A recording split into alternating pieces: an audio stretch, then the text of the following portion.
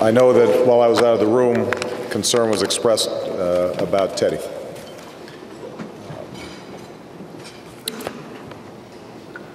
He was there when the Voting Rights Act passed. Along with John Lewis, was a warrior for justice.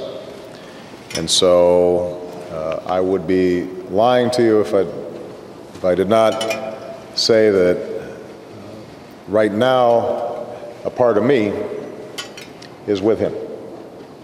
And I think that's true for all of us. This is a joyous time, but it's also a sobering time.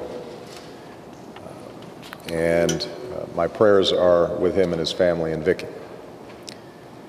I want to thank Diane, Bob, and the entire committee for hosting just an extraordinary inauguration. When you think about the complexities of putting together an event of this size and this scope, you have to marvel at the leadership and the teamwork and the good spirits that went into it.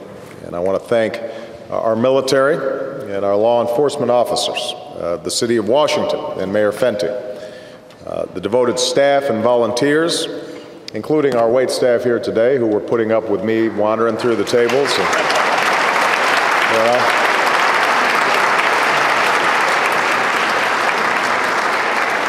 It's always hazardous duty serving in a room full of politicians. But I thank all of you for just an incredible event. This has been a historic inauguration that's been noted before. You see it not so much in this room, although this is a gathering of some of my best friends and my family and people with extraordinary records of leadership in this country, including our past presidents, President Carter and Clinton, as well as Vice President Quayle. Did I miss anybody? And Vice President Gore, right in front of me. And Vice President Mondale. See, this is what happens when you start. But I think the depth of the moment is expressed by the people beyond these halls. Millions of people who over the last 3-4 days and tens of millions more over the last 2 years have participated in the very essence of our democracy. It's not just their size, but it's their intensity and their engagement.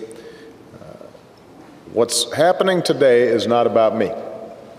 It is about the American people. They understand that we have arrived at a moment of great challenge for our nation, a time of peril, but also extraordinary promise. And by being here today and by participating in innumerable ways across cities and small towns and suburbs all across the country, they are demonstrating their readiness to answer history's call and to step up and give back and take responsibility for serving the common purpose of remaking our nation. The American people have come together across races and regions and stations. Now we have to do the same. Now it falls to us, the people's representatives, to give our fullest measure of devotion to the cause of freedom and liberty and justice, decency and dignity in our chambers should reflect what we know are in the hearts of the American people. And so I'd like all of us to rededicate ourselves to fulfilling the sacred charge the American people have given to us. I'd like all of us to come together with a sense of purpose and civility and urgency.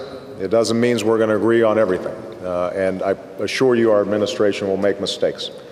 But what the American people, I think, do expect from us now is a sense not of simply our trying to advance our own aims, but trying to advance theirs. And I'm confident we can do so.